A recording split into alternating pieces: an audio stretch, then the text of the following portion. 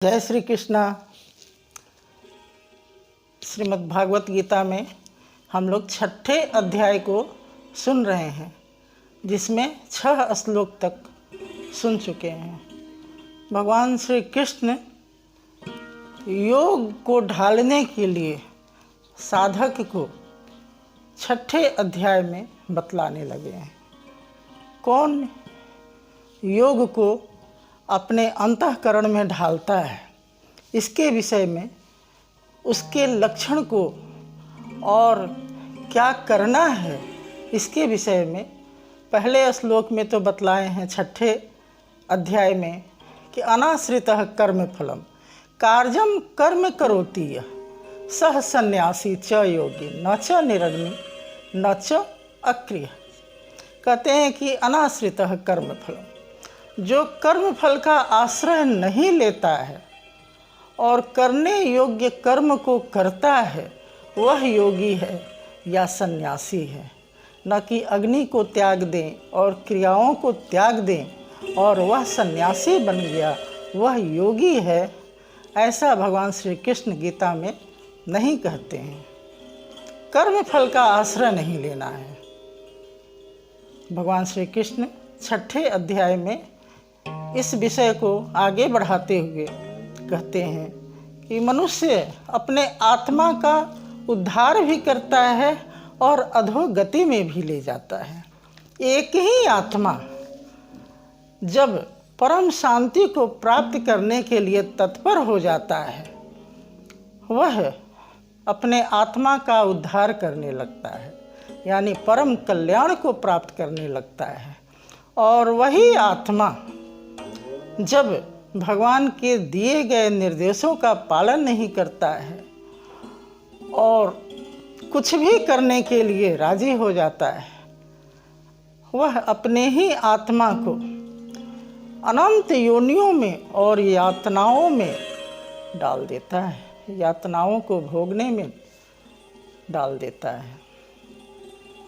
श्रद्धावान तो बहुत लोग होते हैं, पीछे हम लोग सुन चुके हैं, श्रद्धावान लभते ज्ञानम, किंतु श्रद्धा ही पर्याप्त नहीं है।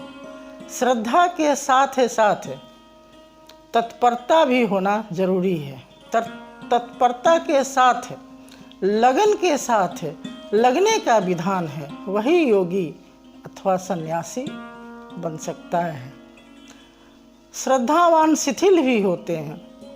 आज भजन सुन लिए, आज स्वाध्याय यज्ञ कर लिए, पुस्तक पढ़ लिए, लेकिन कल जब आया तो वे परसों पर टाल दिए। ऐसे श्रद्धावान भी होते हैं।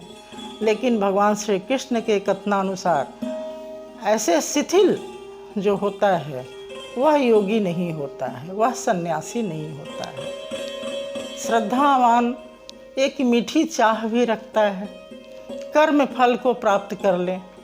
कर्म फल के लिए ही वह ज्ञान प्राप्त करता है, पूजा पाठ करता है। लेकिन भगवान श्री कृष्ण कहते हैं कि कर्म का फल परमात्मा होता है और मनुष्य योनि का लक्ष्य यही है कि वह परमात्मा को प्राप्त कर ले, यानी अपने स्वरूप को प्राप्त कर ले। इसी विषय पर श्रीमद् भागवत गीता का भगवान श्री कृष्ण ने उपदेश दिए हैं। हम लोग 6 श्लोक तक सुन चुके हैं।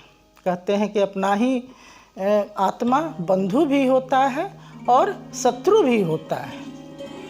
यदि हम बंधु का काम यानी मित्रता अपने आत्मा से निभाते हैं तो सभी को मित्र के समान देखते हैं, और जब शत्रुता निभाते हैं तो सभी को शत्रु के समान देखते हैं। कहने का तात्पर्य हम लोग पीछे सुन चुके हैं। 6ठे श्लोक तक हम लोग सुन चुके हैं। इसी विषय को आगे बढ़ाते हुए लक्षण बतलाते हैं कि वे योगी कैसा होता है। तो कहते हैं जितात्मनः प्रशांतस्य परमात्मा समाहितः शीतोषण सुख दुखेषु तथा मान अपमानयोः। कहते हैं कि सर्दी गर्मी, सुख दुख तथा मान अपमान में जिनके अंतःकरण की वृत्तियाँ शांत हो चुकी है, जो जो अपने हृदय को, अंतःकरण को शांत कर लिया है और सोना मिट्टी पत्थर को भी समान देखता है, वह परमात्मा तत्व को प्राप्त करने के योग्य हो जाता है। वह तत्परता के साथ लग जाता है, वह सब में समान भाव से देखता है। हम लोग पीछे सुन चुके हैं कि कर्म कारणम उच्यते, योगी बनने के लिए कर्म करना जरूरी है। और जब योगी योग में अपने आप को ढालते हुए करते करते जब चरम सीमा पर पहुंच जाता है, यानी पराकाष्ठा को प्राप्त करने के लिए तत्पर हो जाता है, तब वह समः कारणम उच्यते, वह सम भाव में आ जाता है, सब में समान भाव से वह देखने लगता है, वह योगी है। यहाँ कहते हैं जो जितात्मनः, जो इंद्रियों सहित मन शरीर सबको जीत लिया है, जितेंद्रिय है, वह परम शांति को प्राप्त करता है। अगले श्लोक में कहते हैं ज्ञान विज्ञान तृप्तात्मा, कहते हैं ज्ञान विज्ञान तृप्तात्मा कुटस्थ विजितेंद्रिय युक्तः इति उच्यते योगी समलोष्टक न कांचना। कहते हैं कि ज्ञान विज्ञान तृप्तात्मा, जो ज्ञान विज्ञान में तृप्त है, जो ज्ञान को समझ गया है और उसके विज्ञान को भी समझ गया है, वह तृप्त है। विज्ञान क्या है? भगवान एक ही सर्वव्याप्त ईश्वर सब में कैसे कार्य करता है, उसकी कार्य प्रणाली क्या है, वह सर्वव्याप्त है। वह ब्रह्मा से लेकर कीट तक सभी जीव में कैसे कार्य करता है, उसकी क्या कार्य प्रणाली है, इन सब बातों को जो समझ लेता है वह समझ विज्ञान है। भगवान श्री कृष्ण कहते हैं कि ज्ञान विज्ञान से जो तृप्त हो जाता है, जो अंतःकरण को स्थिर अचल जिसकी स्थिति हो जाती है, कुटस्थ कहते हैं जिसका अंतःकरण स्थिर हो जाता है, वह अचल रहता है, वह इधर उधर नहीं भटकता है, वह पूर्ण विश्वास के साथ परमात्मा के ज्ञान को प्राप्त करने के लिए लग जाता है और सोना मिट्टी पत्थर सब में समान भाव से देखता है, वह योगी कहलाता है। वह योग से युक्त हो जाता है। योग से युक्त इति उच्यते योगी समलोष्टक न युक्त। युक्त का अर्थ होता है योग से संयुक्त होना, उसे कहते हैं। वह योग से संयुक्त हो जाता है, उसे यहाँ पर भगवान श्री कृष्ण कहते हैं। अगले श्लोक में कहते हैं सुहृद मित्रा उदासीन मध्यस्थ द्वेष बंधुषु साधुषु अपि च पापेषु समबुद्धि विशेष्यते। कहते हैं जो सभी में मित्र भाव से देखता है, उदासीन रहता है, आशा रहित ममता रहित, सब में सम बुद्धि वाला होता है। कहते हैं कि सब में सम बुद्धि वाला होता है, सबका बंधु होता है।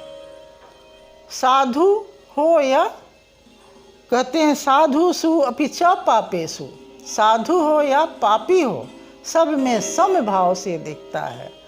यह योग की पराकाष्ठा है। वह सम भाव से देखने वाला हो जाता है, वह योग से युक्त होता है, वह योगी कहलाता है।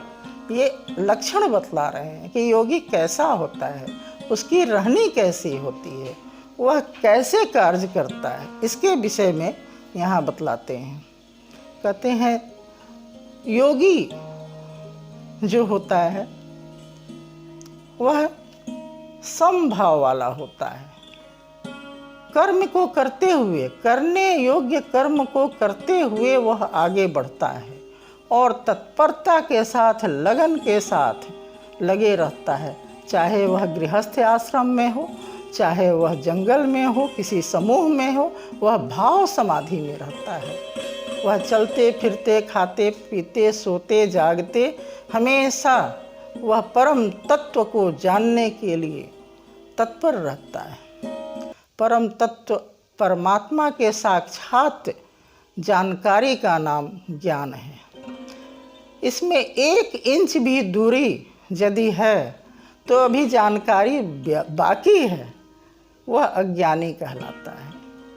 जोगी उसे कहते हैं जो योग से युक्त होने के लिए वह स्थान नहीं देखता है कि कहाँ रहना है कहाँ नहीं, वह भाव समाधि में रहता है। वह हमेशा समाधि से युक्त रहता है और अपने आप को योगी सन्यासी का दर्जा उसे मिल जाता है। न कि पीछे हम लोग सुन आए हैं कि अग्नि नहीं छुए और सन्यासी बन गए और क्रियाओं को त्याग दिए और सन्यासी बन गए, ऐसा कुछ भी नहीं कहते हैं भगवान श्री कृष्ण गीता में। कहते हैं अगले श्लोक में, योगी युंजित सततम आत्मा रहसी स्थित एकाकी यत चित्त आत्मा निरासी अपरिग्रह। कहते हैं जो योगी होता है ना, वह इंद्रियों को मन और शरीर सहित जीत लेता है और अकेला ही एकांत स्थान में अपने चित्त को चिंतन में लगाए रहता है। वह समूह में भी रहता है तो वह अकेला ही रहता है। वह चित्त को चिंतन में मनन चिंतन करते रहता है। वह तत्व को जानने के लिए तत्पर रहता है। उसे यह ज्ञान प्राप्त हो जाता है कि परम तत्व परमात्मा के ज्ञान के सिवा सब असत है, सब असत की कामना है। इसलिए वह असत की कामना नहीं करता है। वह समूह में रहना उतना पसंद नहीं करता है, रहता है तब भी वह नहीं रहता है। वह एकांत में ही, अकेला ही अपने आप को जोग में ढालने के कोशिश में लगे रहता है। उसके भीतर परमात्मा सदैव स्थित रहते हैं।